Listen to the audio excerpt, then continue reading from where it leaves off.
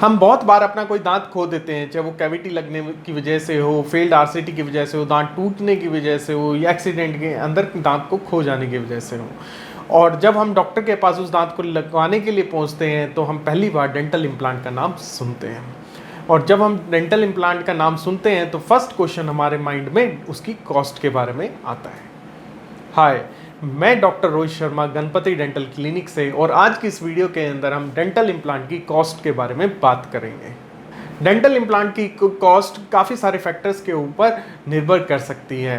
कुछ direct factor हैं, जैसे कि आपको कितने नंबर ऑफ टीथ लगवाने हैं, उसमें कितने नंबर ऑफ इम्प्लांट की ज़रूरत पड़ने वाली है, या उस इम्प्लांट जो आप लगवाने जा रहे हैं वो कौन सी कंपनी का है, और सर्जन की कॉस्ट क्या है, और आपको कोई एडिशनल सर्जरी की ज़रूरत है या नहीं है।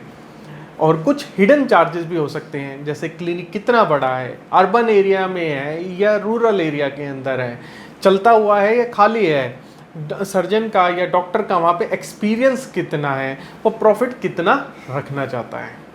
तो इन सब बातों के ऊपर भी कॉस्ट वेरी कर सकती है। अगर इंडिया की बात करें तो आपको जो ये कॉस्ट है वो आपको 15,000 से लेके आपको 60 to 70,000 तक भी पर इम्प्लांट की कॉस्ट के अंदर वेरिएशन देखने को मिल सकती है। तो डेंटल इम्प्लांट की एक जनरल कॉस्ट बताना मेरे लिए मुमकिन नहीं है। मैं इस वीडियो के अंदर गणपति डेंटल क्लिनिक के डेंटल इम्प्लांट की कॉस्ट के बारे में बताऊंगा। कॉस्ट को बताने से पहले एक फैक्टर है जैसे number of teeth. Number of teeth के अंदर का मतलब क्या है, अगर आपको एक दांत लगवाना है तो हमें एक इम्प्लांट की नीड है, लेकिन अगर आपको 2, 3 या 4 दांत इम्प्लांट करवाने हैं तो 4 दांत के अंदर लगवाने के लिए भी 2 इम्प्लांट की ज़रूरत पड़ सकती है। तो हमारी जो पर टूथ की जो कॉस्ट है वो कम हो जाती है। सेकेंड फैक्टर जो डेंटल इम्प्लांट के अंदर आता है वो है कि आप कौन सी कंपनी का इम्प्लांट चूज़ करते हो। अब हम जैसे शर्ट खरीदने जाते हैं, हज़ारों कंपनियों की शर्ट्स आती हैं, तो सेम वे में डेंटल इम्प्लांट की भी हज़ारों सारी कंपनियां बनाती हैं।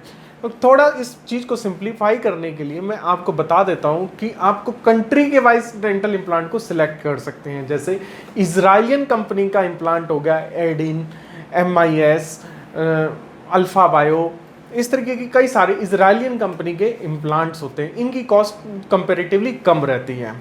सेकंड जो आता है वो है साउथ कोरियन इम्प्लांट्स।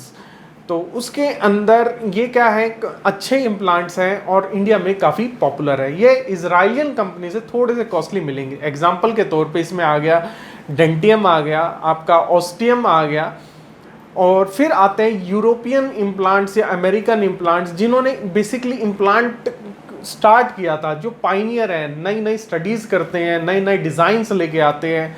उसमें आ गया जैसे स्ट्रोमेन का आ गया, अल्फ़ा बायो केयर का इम्प्लांट आ गया, बायो होराइजन आ गया। ये काफ़ी कॉस्टली इम्प्लांट्स हैं। तो आप कौन सी कंपनी का इम्प्लांट चूज़ करोगे उसके ऊपर भी बहुत कुछ निर्भर करता है।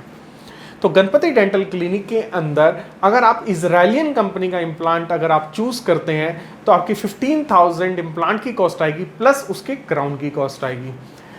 और अगर आप साउथ कोरियन कंपनी का इम्प्लांट चूज़ करते हैं, जिसमें हम डेंटियम कंपनी का करते हैं, तो उसके अंदर आपकी 18 to 20,000 की कॉस्ट आएगी, प्लस क्राउन की एडिशनल कॉस्ट है। और अगर आप अमेरिकन का नोबल बायोकेयर इम्प्लांट चूज़ करते हैं तो उसकी कॉस्ट 35,000 है। और नेक्स्ट इम्प्लांट की कॉस्ट के अंदर जो फैक्टर इंपॉर्टेंट प्ले करता है वो है कि इसके ऊपर का जो इम्प्लांट है वो तो बोन के अंदर चला गया, अब इसके ऊपर का हिस्सा क्या होगा। ऊपर के हिस्से के अंदर हमारे को हम कहते हैं अबटमेंट। अबटमेंट भी कई सारे तरीके की आ सकती है। अगर जो इम्प्लांट के साथ जो मिलती है वही अबटमेंट लगेगी तो कोई एडिशनल खर्चा नहीं होता।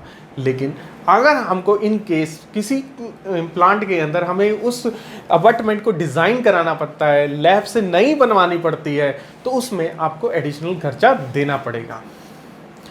फिर जो नेक्स्ट इंपॉर्टेंट पैरामीटर है इम्प्लांट की कॉस्ट के अंदर है वो क्राउन।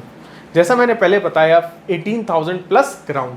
क्राउन हमारे इसके अंदर 2 तरीके के चलते हैं, या तो जिरकोनिया क्राउन होगा या PFM क्राउन होगा। अगर जिरकोनिया क्राउन आप चूज़ करते हैं तो वो एडिशनल 5,000 हो जाता है, और अगर आप PFM क्राउन चूज़ करते हैं तो एडिशनल 3,000 हो जाता है। नेक्स्ट इंपॉर्टेंट क्राइटेरिया है वो है सर्जन्स कॉस्ट। मैंने जो अभी पीछे जो चार्जेस बताए उसमें सर्जन कॉस्ट इंक्लूडेड है, लेकिन कई सारे क्लिनिक सर्जन कॉस्ट एडिशनल लेते हैं और वो वेरी कर सकती है। नेक्स्ट इंपॉर्टेंट क्राइटेरिया जो डेंटल इम्प्लांट की है वो कि एडिशनल सर्जरी की तो ज़रूरत नहीं है, हमें कोई बोन ग्राफ्ट की तो ज़रूरत नहीं है। तो अगर वो सब है तो उसके एडिशनल कॉस्ट हो सकती है। एडिशनल सर्जरी कई बार डेंटल इम्प्लांट की कॉस्ट से भी ज़्यादा महंगी हो सकती हैं, जिसमें हम अच्छे अच्छे कंपनी के बोन ग्राफ्ट डालते हैं। और जो ये बोन ग्राफ्ट है क्योंकि आपके शरीर में जाएगा, आपके बोन का हिस्सा बनने वाला है, तो हम चीप यूज़ नहीं कर सकते, इसलिए ये सर्जरीज काफ़ी कॉस्टली होती हैं।